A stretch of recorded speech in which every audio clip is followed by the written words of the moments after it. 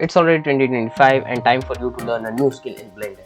And if you are not using Blender to its full potential, then let me help you with that. And I have built a perfect green screen removal tutorial for you guys. And if you want to check out the green screen tripod I bought recently, check out link in the description. And with this tutorial, you can make this amazing VFX by removing your green screen inside Blender. No other add-on.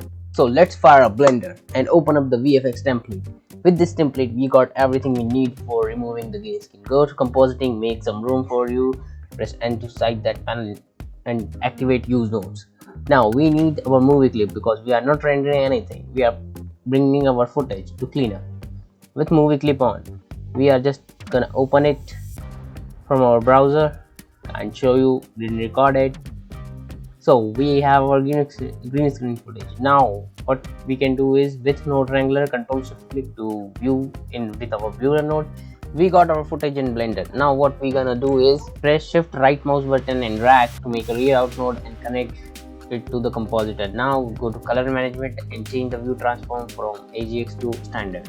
This will make sure the color is right, and don't forget to use alpha. Now change the resolution, whatever resolution you shot on. I shot with my phone. My resolution is 1440 and aspect ratio 1:1. Let's load our footage in the masking tab and let's go to the compositing tab and add a keying node and connect it. Now we are going to see the key color, so you have to select the darkest part of the green screen so it will get rid of all the green color.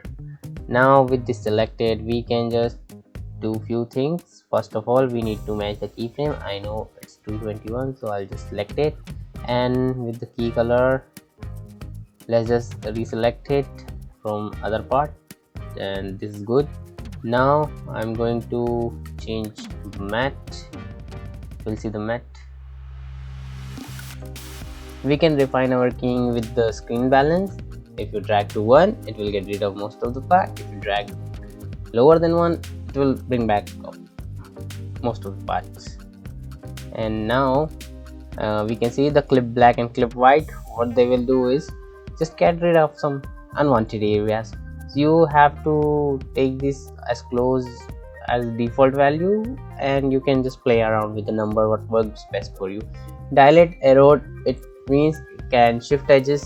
If you go negative, it will just shrink the keying, and if you go positive, it will just increase it. Here you can see what kernels do. If you drag something, edge kernels, if they work, drag the radius all the way up. If they don't, just leave with them to default. Let's try display balance. If you drag something above 0.5, it will just stick to the original color as we shot on, and if we go below 0.5, it will just dispel the green screen effect on the character and make it more towards red and pinkish. As you can see, we have some unwanted area around our character after removing the green screen. So what we gonna do is go to the masking tab, create a new mask, and hit control click and make a mask. So the character isn't moving much, so we can add first we can add our mask here with the masking node, selecting our mask, and as you can see, everything is removed. So we need an invert color node. This will make sure that our character is showing up, not the background. Now I'm going to add alpha convert node. It will make our footage look more crispier. If you can see the difference, that is very minor, but it adds more realism to your screen. Now I can play with some settings and just go through the timeline and check if there is any error with my keying, and we can just use feather to -5. I basically have it on -5. That works fine for me, but you can go more further in negative, of course.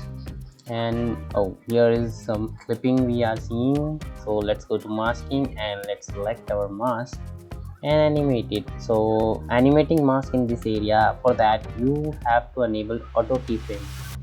As you can see, I updated my mask there, and I have to reconnect the node so I can see the difference. So here is I have created the mask and my character is entire on green screen, so I don't have to animate the mask. Now with the resolution and settings, I just need to select the folder and just set any folder you like.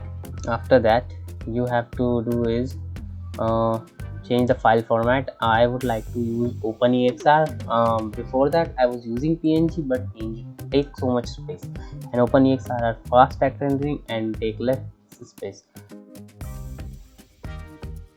Now you can add your character by shift A, images as planes, and select the folder you would like to, and check animate image sequence, import images. So it's imported, and if you go to material view, you can see we got our character in Blender. Now you can place it anywhere you would like, and he will move just as we do in real life. You just gonna make sure that the focal length you shot on is same. The camera focal length you set in here will be same as you shot on in your 3D with your phone or camera, and your actor will be integrated in the 3D scene. As you can see, here is some flipping. I'm gonna fix that ground. That's a different kind of thing, but here what it basically is to use the out print screen and put yourself inside any 3D scene you would like.